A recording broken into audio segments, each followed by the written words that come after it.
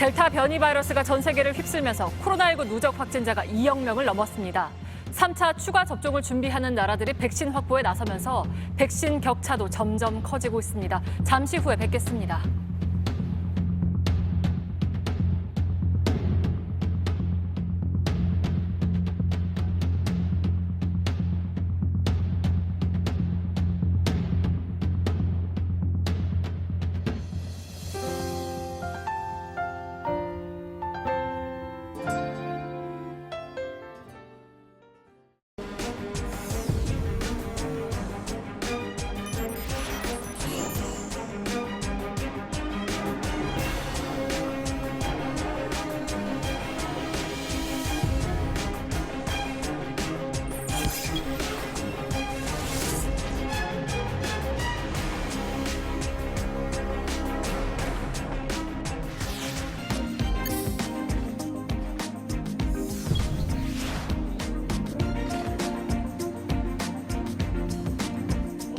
V-Day, when we roll out the coronavirus vaccine across the whole of the UK, and it's the beginning of the end of this pandemic.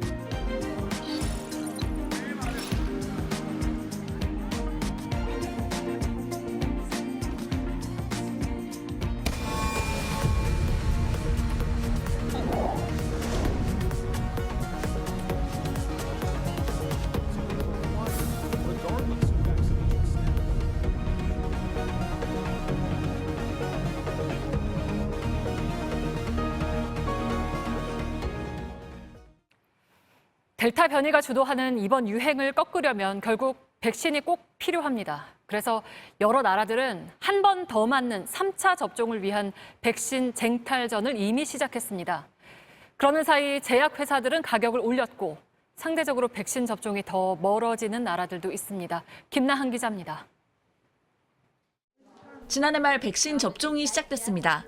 백신을 확보하기 위한 소리 없는 전쟁은 이보다 몇 개월이나 앞서 이미 벌어졌습니다. 효과는 확실했습니다. 지난 5월부터는 일부 국가들이 마스크를 벗었습니다. 그렇게 끝이 보이는 듯 했지만 델타 변이가 나타났습니다. 백신마저 뚫는 강력한 변이 바이러스 때문에 전 세계는 다시 한번 백신 전쟁을 벌이고 있습니다. 이스라엘은 이미 지난 2일부터 3차 접종을 시작했습니다. 벌써 10만 명이나 맞았습니다. 전체 인구의 2.5배만큼의 백신을 확보했습니다.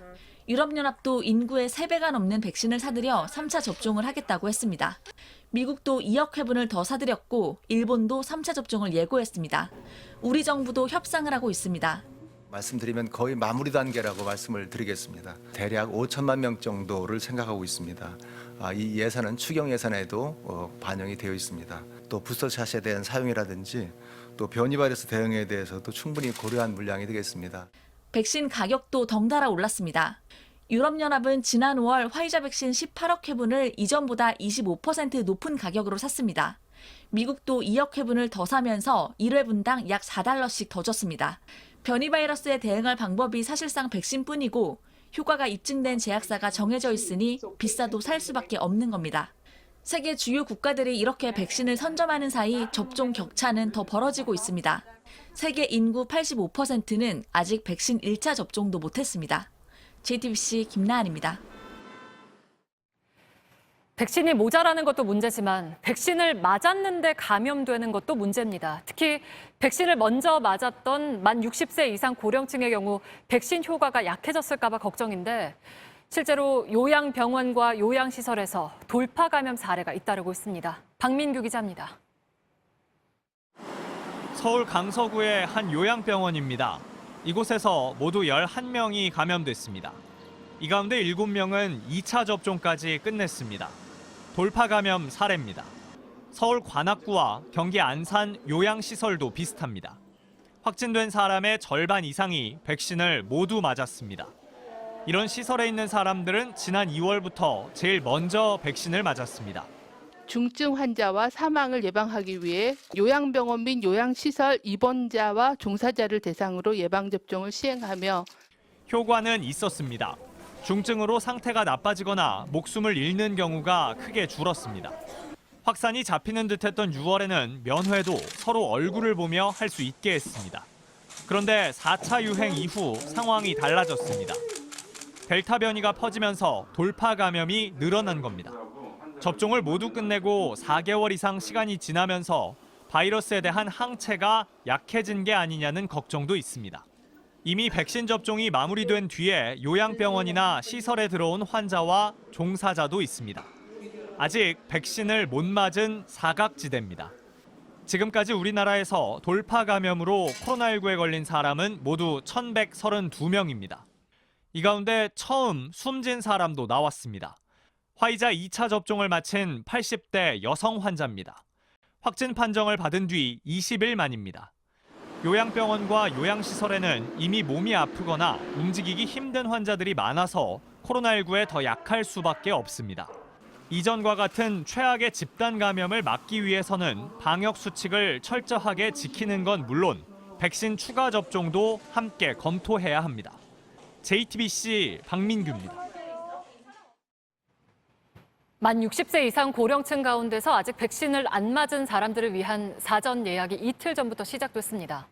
전처럼 먹통은 아니었지만 예약하기가 여전히 어려운데요. 이번에는 왜 그런 건지 최승훈 기자가 취재했습니다. 정부는 만 60세에서 74세 고령층 가운데 백신을 맞지 않은 사람들에게 다시 기회를 줬습니다.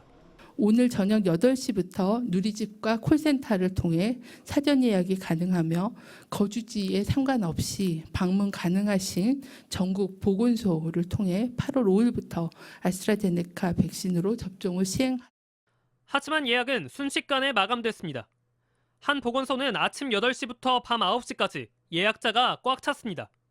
다른 지역을 찾아봐도 맞을 곳이 없다는 표시만 나옵니다. 제가 9시쯤 들어갔을 때는 이미 병원이 없었어요. 인천에, 그러니까 경기도 부천, 광명까지 제가 들어가 봤는데 하나도 없어요. 예약할 수 있는 시간을 눌러도 예약이 안 된다는 알림이 뜹니다.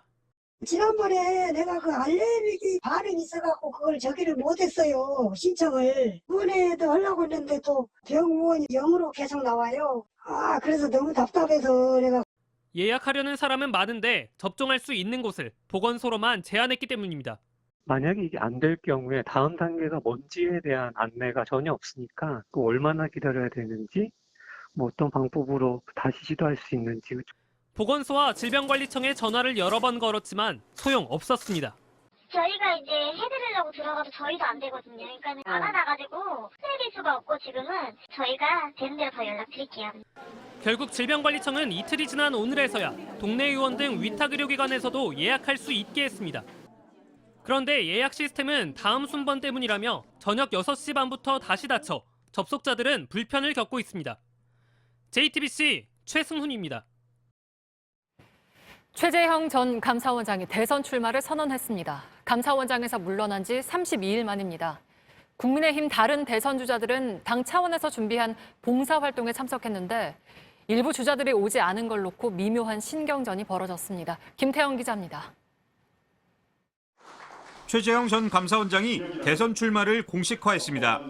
정치적 중립 훼손 논란을 의식한 듯 문재인 정부의 실정을 부각했습니다. 벽에 부딪혔습니다. 그 벽은 권력의 단맛에 취한 지금의 정권이었습니다. 윤석열 전 검찰총장을 겨냥한 발언도 이어갔습니다. 저는 이러한 분열 상태를 야기했던 여러 가지 과거의 일로부터 자유로운 사람입니다. 정책 관련 질문엔 일부 준비가 덜 된 듯한 답변이 반복됐습니다. 결국 지적이 나왔고 이를 인정하기도 했습니다. 국정 전반에 대한 그 정책에 대한 준비가 되어 있지 않다는 점, 이 점에 대해서는 제가 인정하고. 한편 윤석열 전 총장은 청와대 앞 1인 시위 현장을 찾았습니다.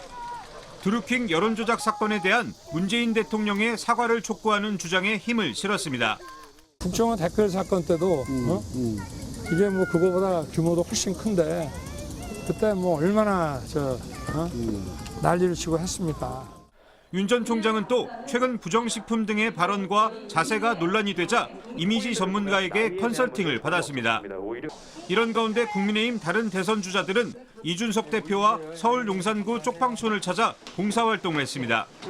당초 당내 후보 13명 전원 참석이 목표였지만 8명만 참석했습니다.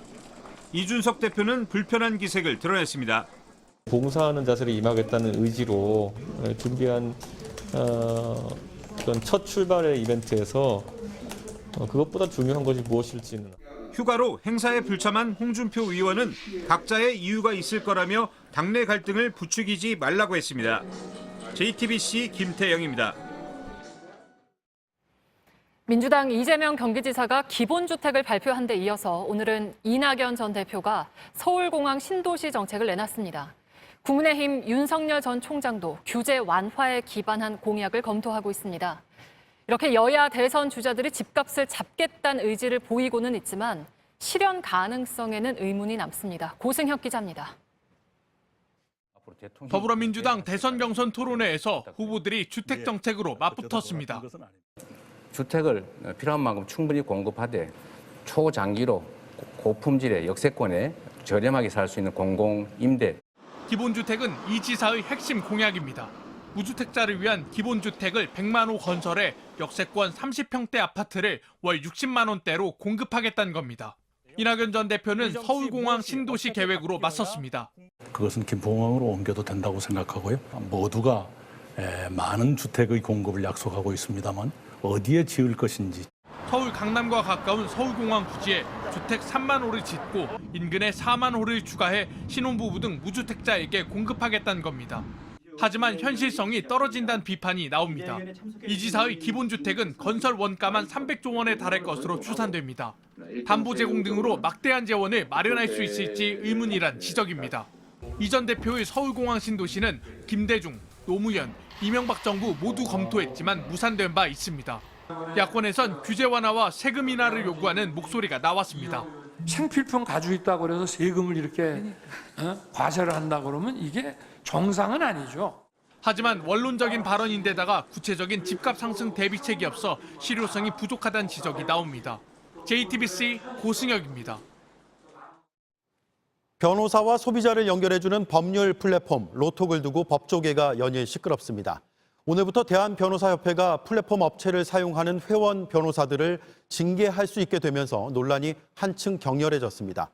일부 변호사들의 반발이 이어졌고 시민들도 회의적인 반응을 내놓고 있습니다. 정종문 기자입니다. 지난해 변호사 사무실을 연 뒤 로톡을 통해 자신을 알려온 30대 변호사 A씨. 오늘부터 로톡 같은 플랫폼에서 광고하는 행위가 변호사협회 내부 규정에 따라 막혔습니다. 협회 징계를 받게 될 위기에 처했습니다. 회원으로서 저희가 청년 변호사로서 매우 두려움을 느끼고 있고요. 로톡 이외엔 자신을 알릴 뾰족한 수가 없어 고민이 깊습니다. 청년 변호사로서 생존하는 거의 유일한 통로이고 아주 훌륭한 수단이기 때문에 이거를 잃는다면 생존 자체가 좀 힘들어질 수 있는 상황이어서. 하지만 탈퇴 아니면 징계라는 변호사회의 입장은 명확합니다.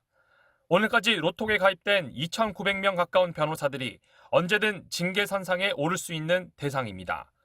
가장 규모가 큰 서울지방변호사회는 로톡 등 플랫폼에서 허위 과장 광고를 냈다며 변호사 500여 명에 대해 징계 요청 진정서가 최근 접수됐습니다. 하지만 로톡을 써본 시민들은 변호사 단체의 조치에 물음표를 던지고 있습니다. 일반 직장 다니는 사람들이나 학생들한테는 직접 변호사를 알아보러 다닐 시간이 없는데 사실 그런 변호사 찾아가는 게 쉽지 않잖아요. 일부 변호사들은 실제 징계 절차가 이어지면 협회를 상대로 소송전을 벌이겠다는 입장입니다. 로톡 측도 변호사들의 소송 비용을 전액 지원하는 등 강경하게 맞서겠다는 계획입니다. JTBC 정종문입니다. 코로나19로 요즘 집에 머무는 시간이 많다 보니 어릴 적 즐겼던 게임을 다시 찾는 사람들이 늘었습니다. 이런 수요를 노리고 중국산 짝퉁 게임기를 들여와 4배가량의 폭리를 취한 일당이 붙잡혔습니다. 정품보다 화질도 선명도도 떨어지니까 잘 살펴보고 사셔야겠습니다. 서효정 기자입니다. 빨간 모자에 멜빵 바지를 입고 공주를 구하러 모험을 떠나고 시금치를 먹고 무적 상태가 된 캐릭터가 악당을 물리치는 게임. 인터넷 게임이 보편화되기 전에 게임기로 할 수 있었던 유명 게임들입니다. 이 게임들을 불법 복제한 중국 게임기를 국내에 들여온 수입업자들이 적발됐습니다. 코로나19로 어릴 적 하던 게임을 찾는 집콕 쪽이 많아졌다는 점을 노렸습니다. 이제 40대층을 타깃으로 해가지고 많이 판매가 된 상태였습니다. 이들 업자들은 저작권을 침해한 제품을 수입했기 때문에 저작권법 위반 혐의를 받았습니다. 관세법 위반 혐의도 받고 있습니다. 게임기를 들여올 때도 개인 사용 목적인 것처럼 들여와 관세를 안 냈고 정품인 것처럼 수입 신고를 했기 때문입니다. 개당 5,000원에서 14,000원에 들여온 게임기는 2만 원에서 5만 원에 팔렸습니다. 4배가량 폭리를 취한 겁니다.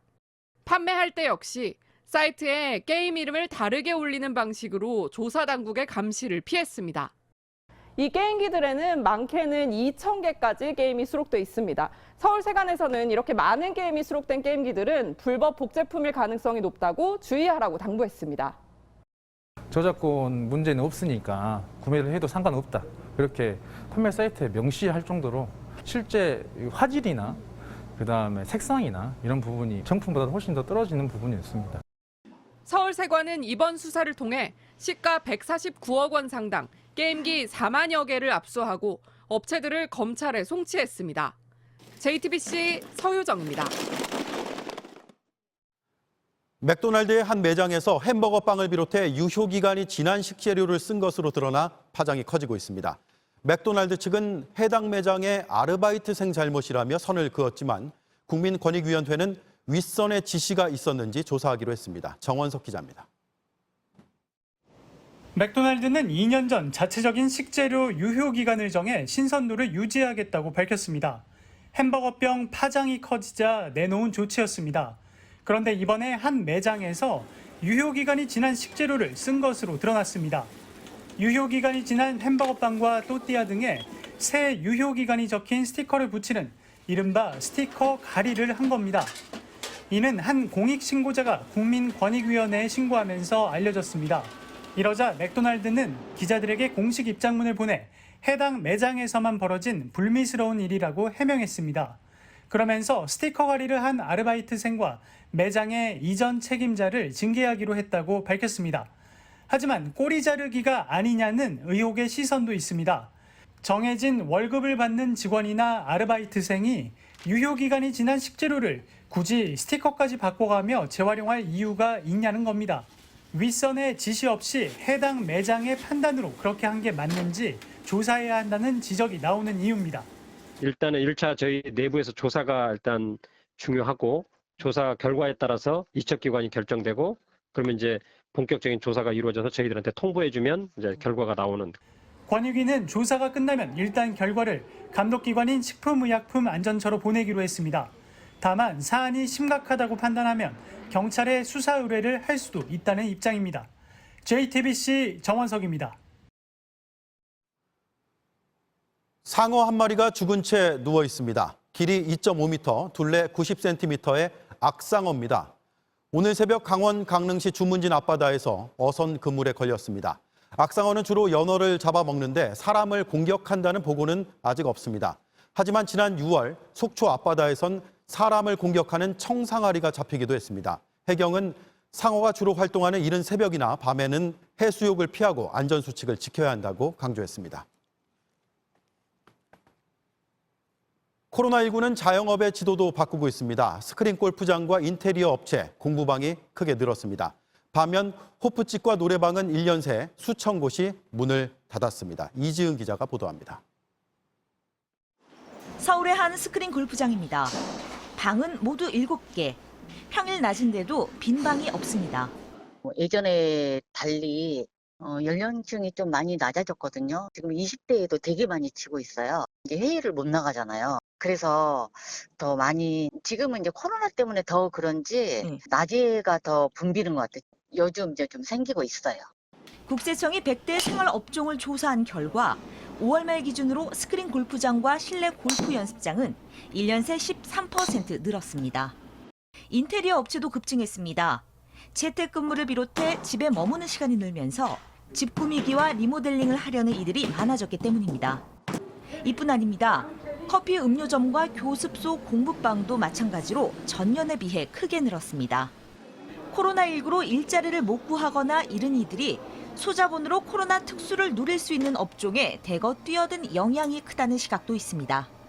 상대적으로 창업하기 쉬운 카페에 몰리고 있습니다. 비교적 적은 자본 그리고 직원 채용이 용이하기 때문에 그렇고요. 또 대형 학원들은 코로나로 인해서 영업 제한이 계속 반복되면서 종사하고 있던 강사분들이 국영수 개인 교습소를 많이 열게 됐고요. 특히 여성 창업자분들은 유아 영어 공부방 같은 것을 많이 차리게.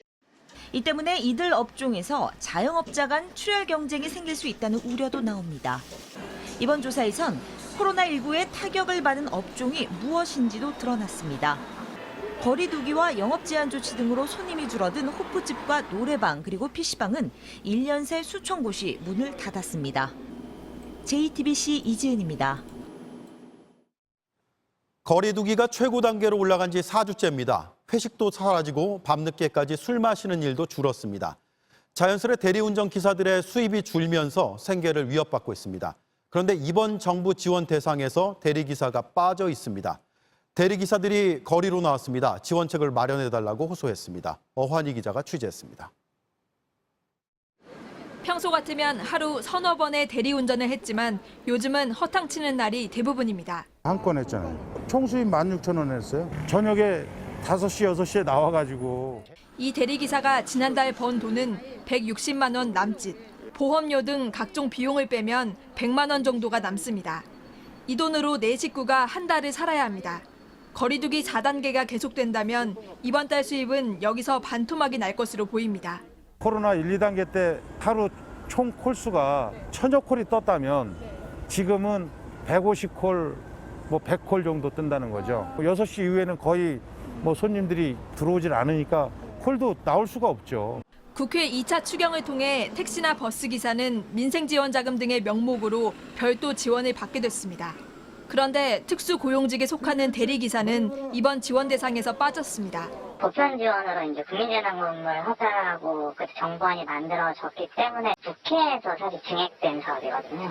대리기사들은 정부 차원의 지원이 절실하다고 말합니다. 코로나 중문이, 근무 중문이 최소한의 생계 대책을 요구드리는 것입니다. 전국 대리운전 노조는 오늘 서울고용노동청과 면담을 갖고 정부 차원의 대책 마련을 요구했습니다. JTBC 어환입니다. 국내 택시 호출 시장의 90%를 장악하고 있는 카카오티 택시가 배차 성공률을 높이는 서비스인 스마트 호출 요금 제도를 바꿨습니다. 기존엔 1,000원이었는데 상한선을 최대 5,000원까지 높였습니다. 고객들은 사실상 요금 인상이 아니냐고 비판하고 있습니다. 송지혜 기자입니다. 퇴근 시간 홍대 입구역에서 카카오티 택시를 스마트 호출로 불러봤습니다. 배차 성공률을 높여주는 서비스인데 일반 호출 예상 요금보다 2,000원이 더 붙었습니다. 카카오티를 운영하는 카카오 모빌리티는 지난 2일부터 스마트 호출 요금제를 기존 1,000원, 심야 2,000원 정액제에서 탄력 요금제로 바꿨습니다. 빈 택시가 많을 땐 한 푼도 안 붙지만 수요가 몰릴 땐 최대 5,000원까지 올라갑니다. 정사는 기존과 마찬가지로 회사와 택시기사가 4대 6으로 나눠 갔습니다. 일반 호출로는 택시 잡기가 쉽지 않은 출퇴근 시간대에 스마트 호출을 불렀다간 택시 기본 요금인 3,800원보다 호출비가 더 나올 수도 있습니다. 카카오티는 택시를 불렀다가 취소할 때 물리는 수수료도 1,000원에서 2,000원으로 올렸습니다. 시민들은 사실상 요금 인상이 아니냐고 지적합니다. 카카오티가 호출 시장 90%를 장악한 독점적 사업자이기 때문입니다.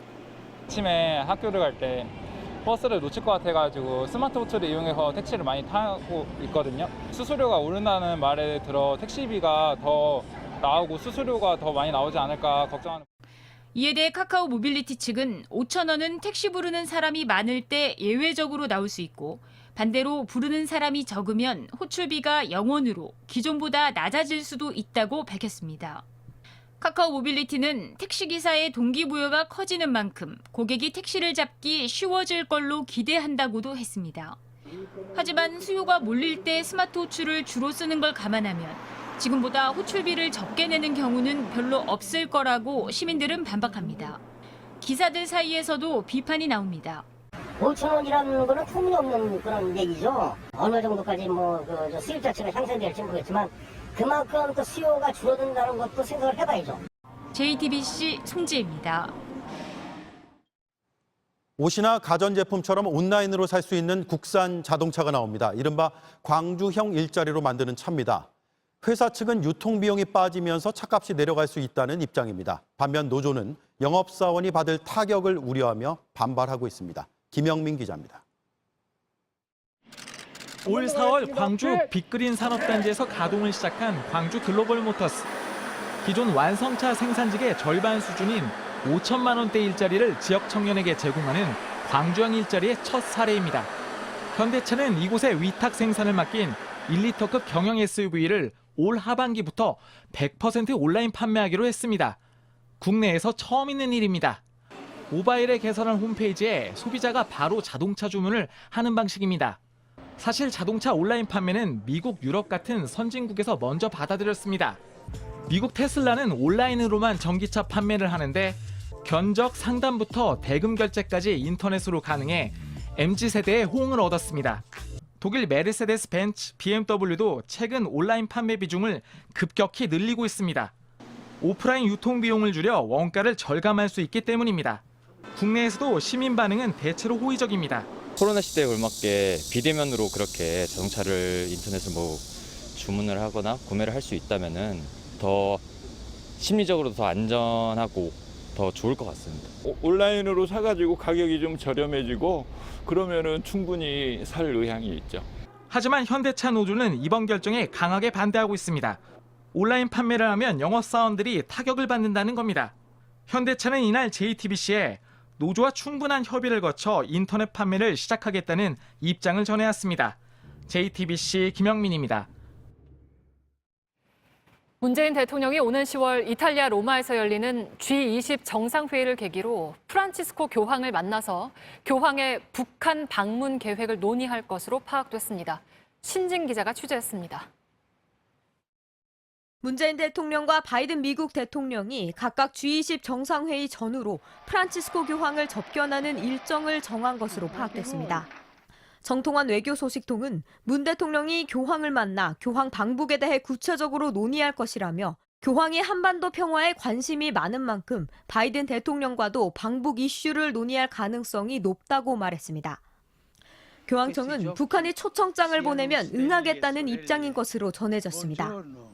지난 2018년 10월 문 대통령이 프란치스코 교황을 만나 북한 김정은 위원장의 초청 의사를 전하면서 실무적인 준비 작업이 시작된 것으로 취재됐습니다. 2019년 2월 하노이 북미 회담 실패로 교황 방북이 무산되긴 했지만 교황은 이미 방북 의사를 굳힌 상황이었습니다. 당시 교황청 내부회의에선 북한의 교황 방북을 정치적으로 이용할 수 있다는 반대 의견도 나왔지만 교황은 판문점에서 남북 정상의 손을 잡고 서는 게 꿈이라며 강한 의지를 드러낸 것으로 파악됐습니다. 앞서 유흥식 신임 교황청 성직자성 장관은 지난 30일 로마에 도착해 교황 방북 가능성이 그 어느 때보다 높다고 말했습니다. JTBC 신진입니다.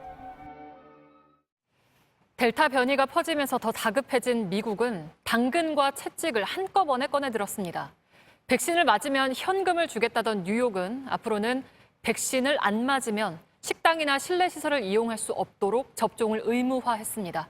워싱턴 임종주 특파원입니다. 크고 작은 식당이 즐비한 뉴욕 맨해튼 중심가입니다. 실내에서 식사하려면 백신을 맞았다는 증명서를 보여줘야 합니다. 헬스클럽이나 브로드웨이 공연장에 들어갈 때도 역시 필요합니다. The door, but if you're unvaccinated, unfortunately, you will not be able to participate in many things. 오는 16일부터 시행되고 다음 달부터는 단속에 나섭니다. 뉴욕시는 백신을 맞으면 공짜표와 음식 말고도 $100씩 지급해 왔습니다. 하지만 주민 10명 가운데 4명 넘게 여전히 접종하지 않았습니다. It's time to impose some requirements based on the realities of different risks unvaccinated individuals pose versus those who have been vaccinated. 지금까지 백신을 모두 맞은 미국인은 절반을 밑도는 49.7%, 하루 평균 신규 감염자는 8만 5천 명, 입원 환자는 5만 명을 넘었습니다. 모두 지난 2월 이후 최고치입니다. But I can tell you that our hospital is getting very full at this time. 접종률은 낮고 마스크는 거부하고 있는 남부 지역 상황이 특히 심각합니다. 신규 확진자의 3분의 1은 플로리다와 텍사스에서 나오고 있습니다. There's a movement to try to impose more restrictions. There will be no restrictions and no mandates in the state of Florida. 또 플로리다주 공화당 최고위 인사는 백악관의 접종 동료를 과거 독일 나치식 활동에 비유하고 백신을 짐승의 표식이라고 주장해 물의를 빚고 있습니다. 워싱턴에서 JTBC 임종주입니다. 열 손가락이 없는 산악인 김홍빈 대장의 장례가 오늘부터 광주에서 닷새 동안 산악인장으로 치러집니다. 장애인 최초로 세계 7대륙 최고봉과 히말라야 14좌를 오른 김 대장은 지난달 18일 히말라야 브로드피크 정상에 오른 뒤 하산하던 중 빙하의 좁고 깊은 틈인 크레바스에 빠져 실종됐습니다. 김 대장에게는 오늘 1등급 체육훈장인 청룡장이 추서됐습니다.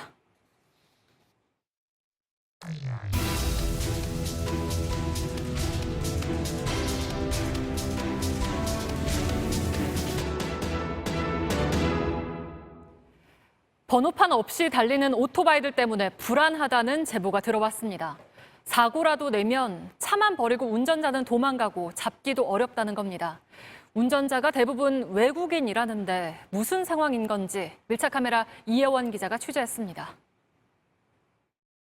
취재진 앞으로 온 사진입니다. 도로 위 승용차가 있고 그 뒤로 오토바이가 보이는데 번호판이 없습니다.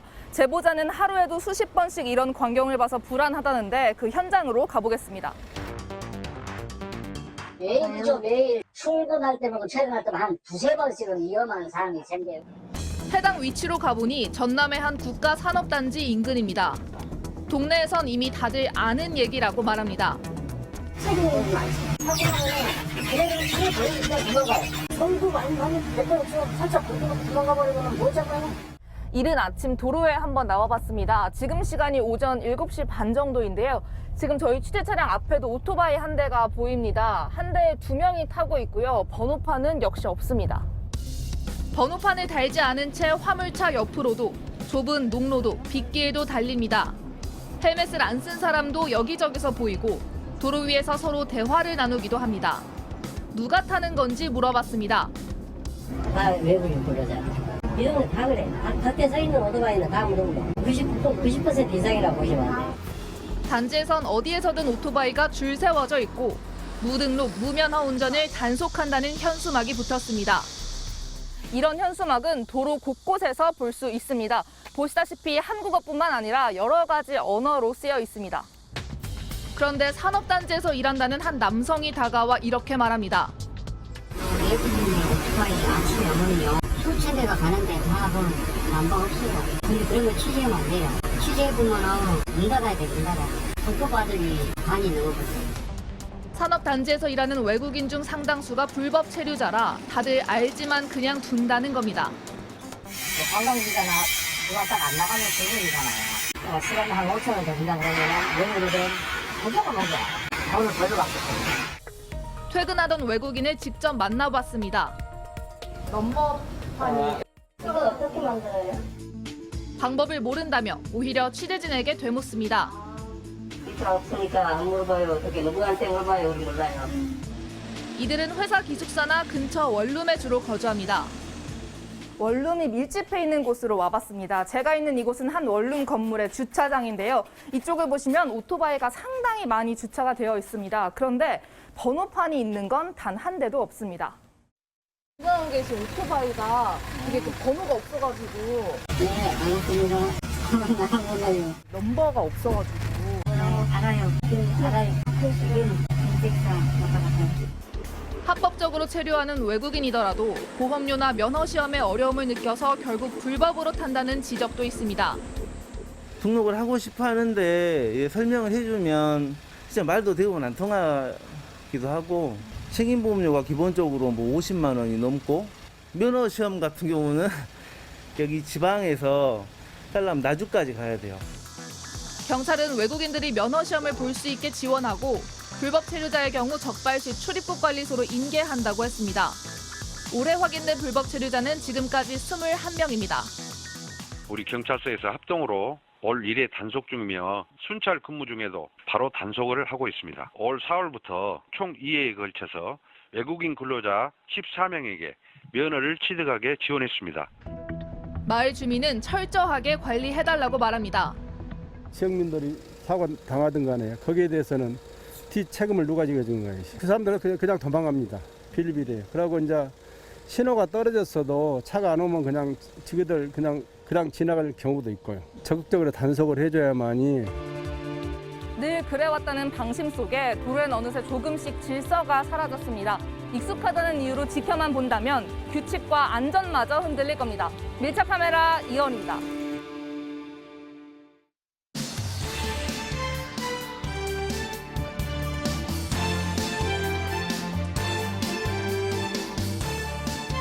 뉴스디의 숨은 이야기 백브리핑 시작합니다. 첫 번째 브리핑, 애송입니다. 야권 재편의 핵심 이슈인 국민의힘과 국민의당의 합당은 실무 협상이 실패하고 이제는 양당 대표 간 단판이 남았는데요. 신경전이 과열되면서 점차 감정 싸움으로 악화되고 있습니다. 이준석 국민의힘 대표는 안철수 국민의당 대표에게 만나자라고 제안을 했지만 성사되지 않았고요. 그리고 이 대표는 이번 주말을 합당 시한으로 못 박았는데요. 그러자 권은희 국민의당 원내대표는요. 예, 본인의 휴가와 국민의당과의 합당 일정을 연동시키면서 합당을 마치 장난하는 것처럼 대하고 있는데 그런 장난하는 것처럼 대하는 태도에 국민의당이 맞장구 쳐줄 그런 필요성을 전혀 느끼지 못하고 있고 라고 말을 했었죠. 그러자 이번엔 이준석 대표가 합당 자체에 다소 회의적인 입장을 내놓기도 했습니다. 그 버스 회사가 뭐 돈 더 벌면 좋은 거지 꼭 그 요란한 승객들 태우고 가야 됩니까? 이 요란한 승객 안철수 국민의당 대표를 가리킨 거겠죠. 이 대표가 이렇게 전부 다 강하게 국민의당을 비판한 건 이 때문으로 보입니다. 앞서 실무 협상에 참여했던 김윤 국민의당 서울시당 위원장이 이 대표를 가리켜 이렇게 철부지 애송이라고 한 건데요. 그러자 이준석 대표, 37살 당 대표에게 애송이라 말하면 2030 세대에게 어떻게 비춰질지 모르겠다라고 비판을 한 겁니다. 그러면서 이렇게 미드에한 대사로 맞불을 놨는데요. We salute the rank, not the man. 그러니까 사람이 아니라 계급에 경례하는 것이다라고 말이죠. 자신을 당 대표가 아닌 애송이로 보고 있는 것에 대해 불쾌함을 드러낸 겁니다. 합당 과정에서 각자의 지분 등 치열한 신경전은 있을 수 있습니다. 다만 지난 4월 서울시장 보궐선거 때부터 시작된 논의가 지금까지 4개월째 이어지고 있지만 진전은 없고 이렇게 감정 싸움으로까지 번지고 있으니 이걸 지켜보는 국민들의 심경 이렇지 않을까요?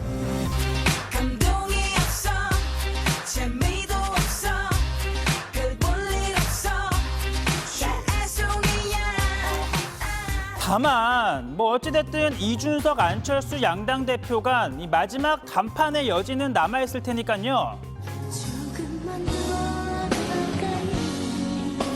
자, 노래 들으시니까 다 어떤 의미인지는 아시겠죠? 자, 아직은 두 사람 이런 마음 아닐까 싶기도 합니다. 다음 브리핑은요. 집안 전통입니다. 앤드류 쿠오모 뉴욕 주지사의 성추행 의혹을 수사한 뉴욕 검찰 사실로 드러났다라고 밝혔습니다. That Governor Cuomo sexually harassed multiple women, many of whom were young women, by engaging in unwanted groping, kisses, hugging, and by making inappropriate comments. 하지만 쿠오모 주지사, 검찰의 발표는 사실과 다르다. 나는 부적절한 행위를 하지 않았다라는 기존의 입장을 고수하고 있습니다. 자신은 공개석상에서 평생 같은 동작을 취해왔다는 겁니다. Black and white, young and old, straight and LGBTQ, powerful people, friends, strangers, people who I meet on the street. 그러면서 이러한 행동을 하게 된 배경에 대해서는 이렇게 또 말합니다. I learned it from my mother and from my father. It is meant to convey warmth, nothing more. 그러니까 입맞춤이나 포옹 등이 집안 전통이다라는 분위기를 풍긴 건데요. 쿠오모가의 분위기를 한번 엿볼까요? 크리스 쿠오모 CNN 앵커가 동생인데요. 형제의 대화입니다. doing. I know you're working hard for your state, but no matter how hard you're working, there's always time to call Mom. She wants to hear from you. Just so you know. Yeah, I called Mom. Just before I came on this show. By the way, she said I was her favorite. She never said. 이게 사적인 대화가 아니라 생방송 중이었는데요. 생방송 중 형제가 때 아닌 엄마 사랑 쟁탈전을 벌이는 걸 봐서는 집안 분위기가 어떨지 짐작이 되긴 하는데요. 그럼에도 사적인 공간과 공적인 공간은 엄연히 다릅니다. 자신의 성추행 의혹과 관련한 구체적인 진술이나 사진에 대해서 쿠오모 주지사는요. Now, I don't remember doing it, but I'm sure that I did. That there are generational or cultural perspectives that frankly I hadn't fully appreciated. 스킨십이 자연스러운 집안에서 자라 그런 것이고 들으신 것처럼 내 의도는 그게 아니었다라는 겁니다. 하지만 바이든 대통령을 비롯해 민주당 지도부는 일제히 주지사직 사퇴를 요구하고 있는데요. 한때 민주당의 유력한 대선 주자로도 거론됐던 쿠오모지만 정치적 생명 벼랑 끝으로 내몰렸네요. 오늘 백브리핑은 여기까지입니다.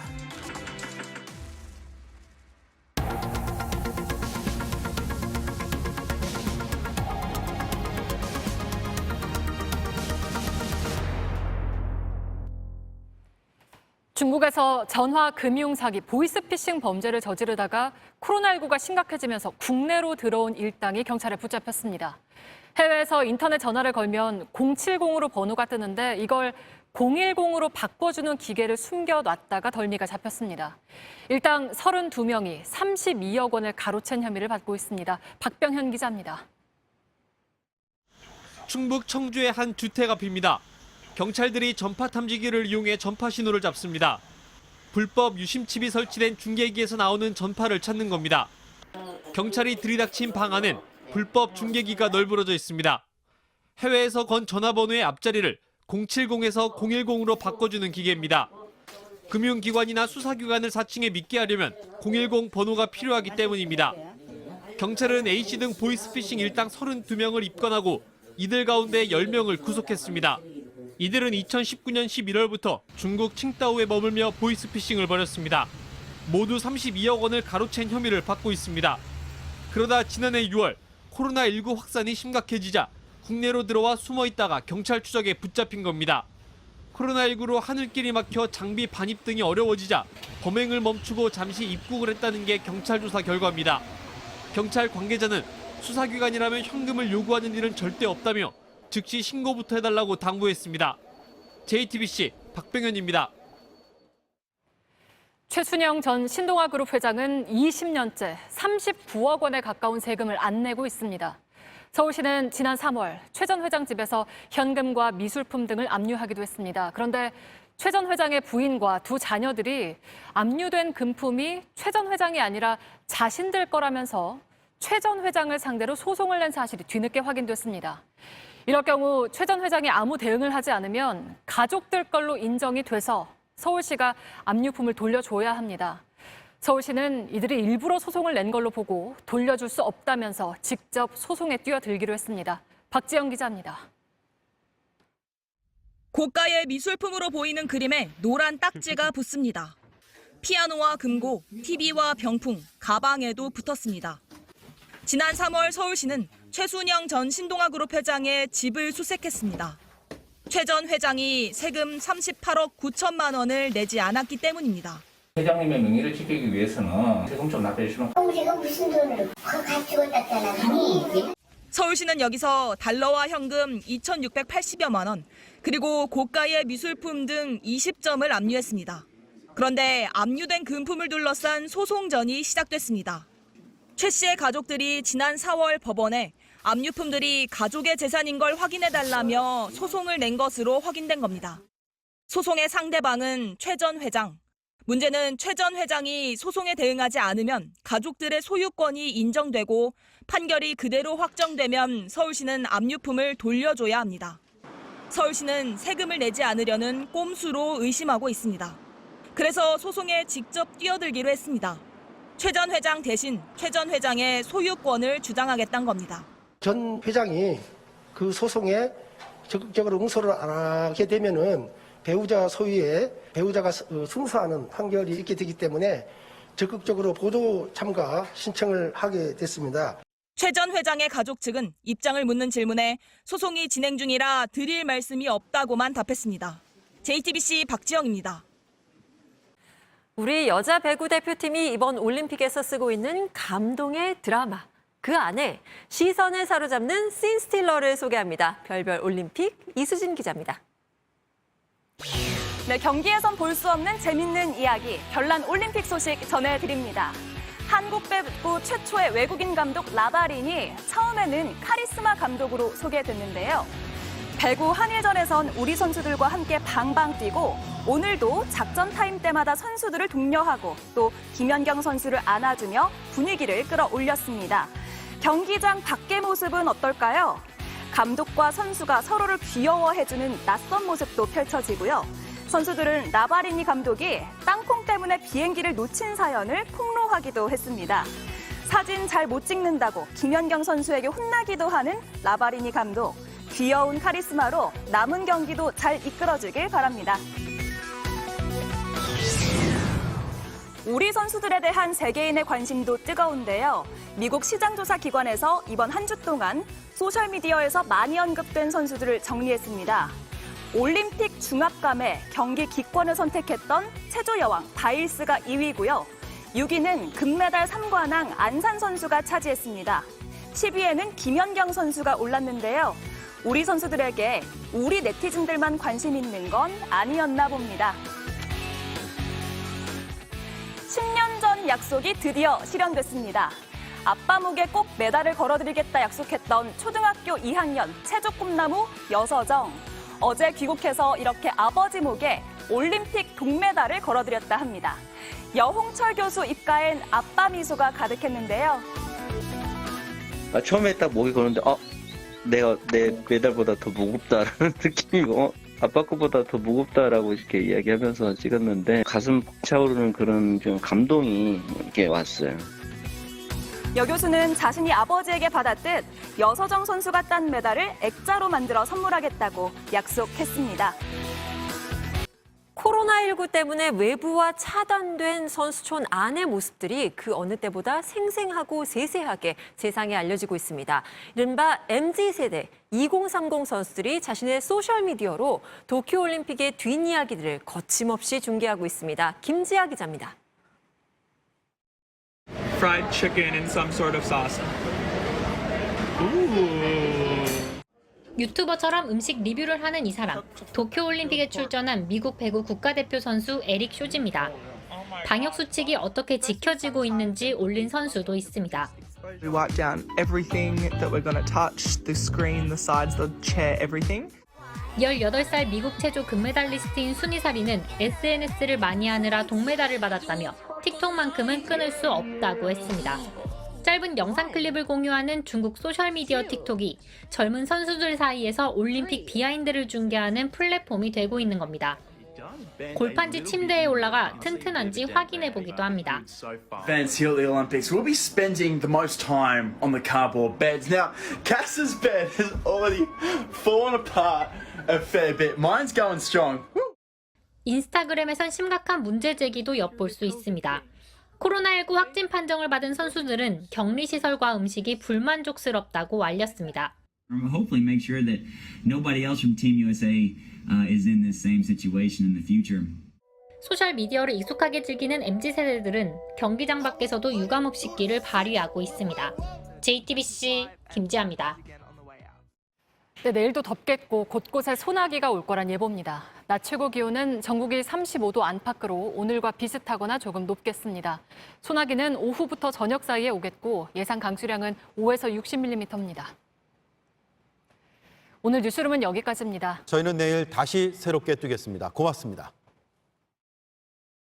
봄바람이 불어오면 이제 나의 꿈을 찾아